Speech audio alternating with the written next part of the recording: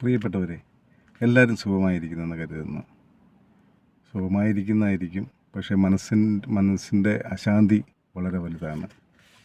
ഒരു പ്രവാസി എന്നുള്ള നിലയിൽ എനിക്കത് വലിയ രീതിയിൽ അനുഭവപ്പെടും. ഞാൻ സൗദിയിലാണ് വർക്ക് ചെയ്യുന്നത്. ഇവിടെ സത്യത്തിൽ എന്തിനാണ് ഈ ഒരു യുദ്ധം ഇപ്പം പൊട്ടിപ്പുറപ്പെട്ടിരിക്കുന്നത്? കുറേ ഭൂഷോകൾക്ക് ആയുധങ്ങൾ വിറ്റ് പണമുണ്ടാക്കുവാനും വ്യക്തിവൈരാഗ്യം തീർക്കുന്ന പോലെയാണ് ഓരോ രാജ്യങ്ങൾ തമ്മിലിപ്പം കലഹം തുടങ്ങിയിരിക്കുന്നത്.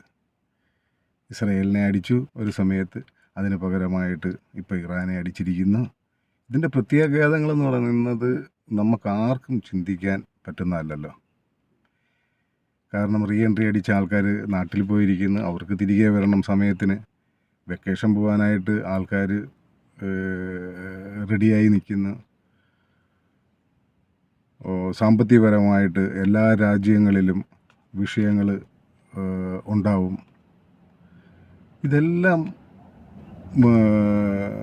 മുന്നേക്കൂട്ടി മനസ്സിലാക്കാതെയാണോ ഈ രാഷ്ട്രങ്ങൾ അല്ലെങ്കിൽ രാഷ്ട്രീയ പ്രവർത്തകർ അല്ലെങ്കിൽ ഇതിൻ്റെ വൻ ശക്തികൾ ഇതിനിറങ്ങി തിരിച്ചിരിക്കുന്നത്? ഒന്നും മനസ്സിലാകുന്നില്ല സത്യത്തിൽ.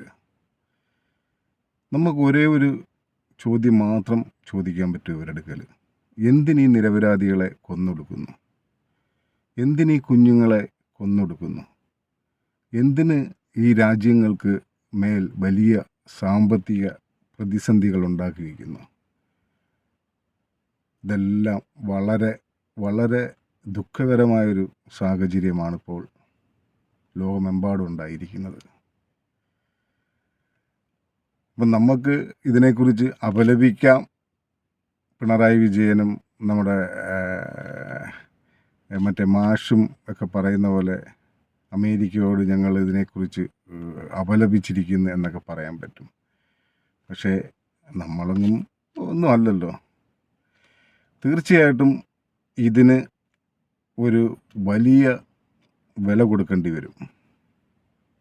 ഈ രാജ്യങ്ങളെ നല്ല രീതിയിൽ കടിഞ്ഞാണിട്ട് നിർത്തിയില്ല എന്നുണ്ടെങ്കിൽ വലിയ വില കൊടുക്കേണ്ടി വരും. ഒരുപാട് ജീവനുകൾ പൊലിയും, ഒരുപാട് പിന്നിലോട്ട് പോകും. നമ്മൾ ഏതാണ്ട് ഒരു 50 വർഷം പിന്നിലോട്ട് പോകും.